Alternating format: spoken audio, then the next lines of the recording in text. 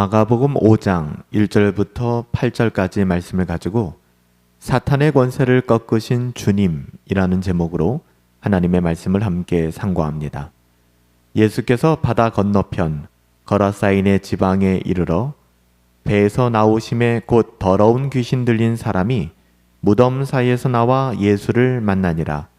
그 사람은 무덤 사이에 거처하는데 이제는 아무도 그를 쇠사슬로도 맬 수 없게 되었으니 이는 여러 번 고랑과 쇠사슬에 매었어도 쇠사슬을 끊고 고랑을 깨뜨렸음이러라.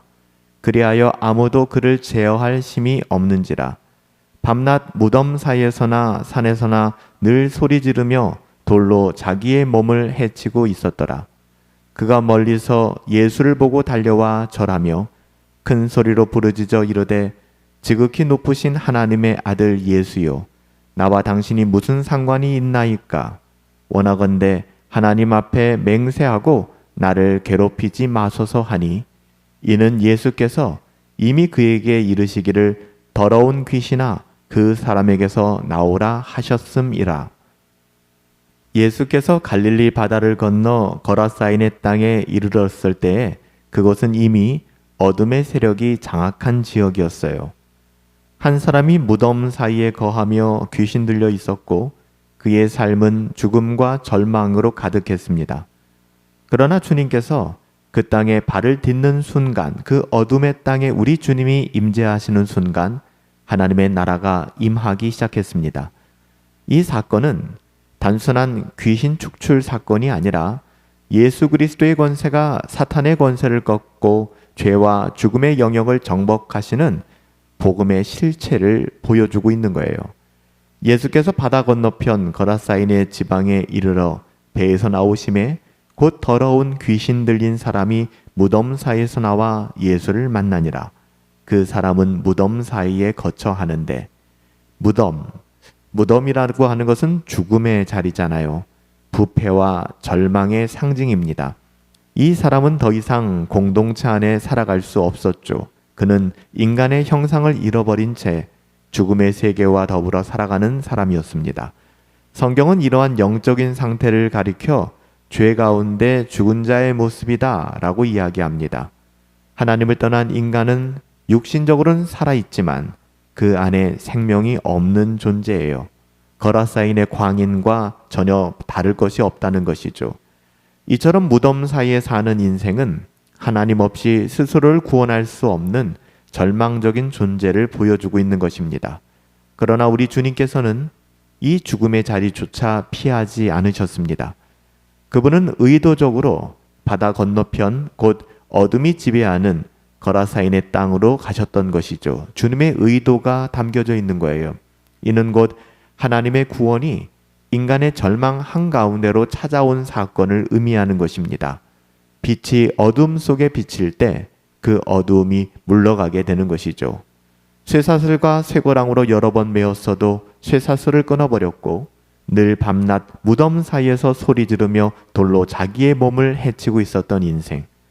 이 사람은 그 누구도 통제할 수 없는 악한 영에 사로잡힌 그 존재를 보여주고 있습니다. 쇠사슬로 메었지만 그것조차 끊어버렸습니다. 이것은 단순한 초자연적인 힘을 이야기하는 것이 아니라 죄의 지배 아래에 있는 인간의 완전한 무능력한 상태, total depravity, total inability, 이 영적 교리를 그대로 보여주고 있는 것이죠. 전적 타락, 전적 무능력. 이것이 바로 거라사 광인뿐만 아니라 죄로 말미암아 타락한 인간의 실존입니다. 죄는 인간의 어떠함, 인간의 의지와 도덕으로는 제어되지 않습니다. 인간의 의지로 할 수 있는 것이 아니고 인간의 도덕성으로 다스려질 수 있는 영역이 아닙니다. 율법과 규율로 묶을 수 없는 그 마음의 부패는 오직 하나님의 은혜로만 제어될 수 있는 거예요. 그래서 주님이 찾아오신 것입니다. 또한 그는 돌로 자기의 몸을 해쳤다라고 기록합니다. 죄는 언제나 이렇듯 인생을 망가뜨립니다.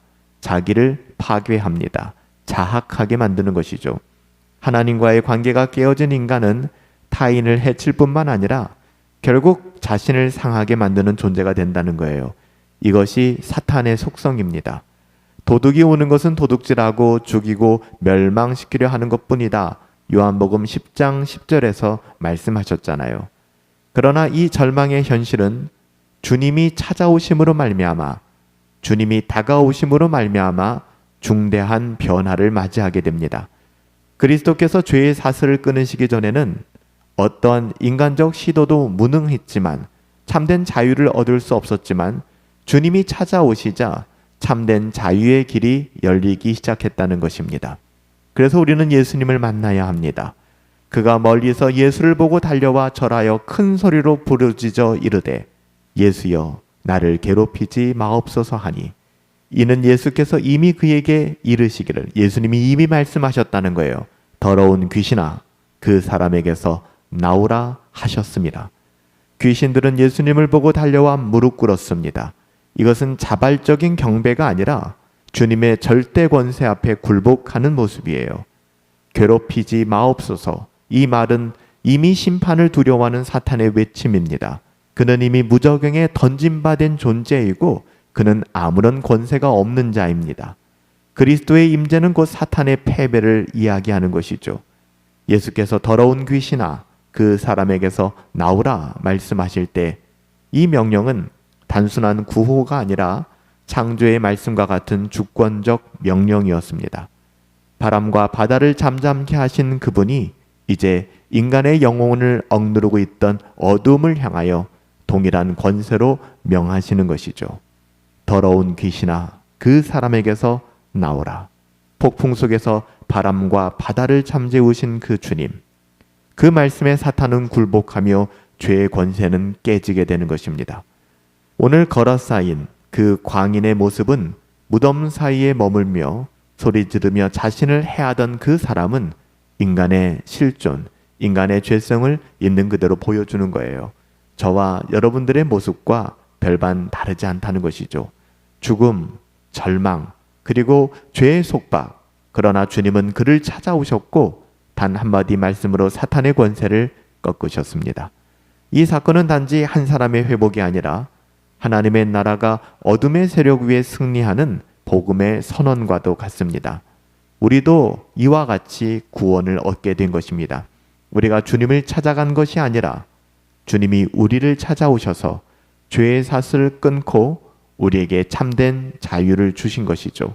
그러므로 참된 믿음은 주님의 말씀의 권세를 신뢰하며 그분의 구원하심을 온전히 의지하는 것. 여러분, 그거밖에는 없습니다. 사탄의 권세를 꺾으신 예수님, 거라사인의 지방에 이르러 그 귀신 들린 사람에게서 마귀 사단의 권세를 쫓아내시며 하나님의 나라의 은혜를 허락하신 주님께서 죄 많고 허물 많은 우리를 찾아오셨습니다. 그리고 우리의 어떠함으로는 해결할 수 없는 그 죄의 문제를, 사탄의 권세를 우리 주님이 꺾어주셨습니다. 주님을 신뢰하십시다. 폭풍을 잠잠하게 하신 주님, 우리 안에 모든 악의 권세를 축출하신 주님, 그 주님을 바라볼 수 있는 믿음이 저와 여러분들 가운데 함께하기를 예수님의 이름으로 축복합니다. 살아계신 아버지 하나님, 폭풍 속에서도 두렵지 않은 것은 주님이 함께하시기 때문입니다.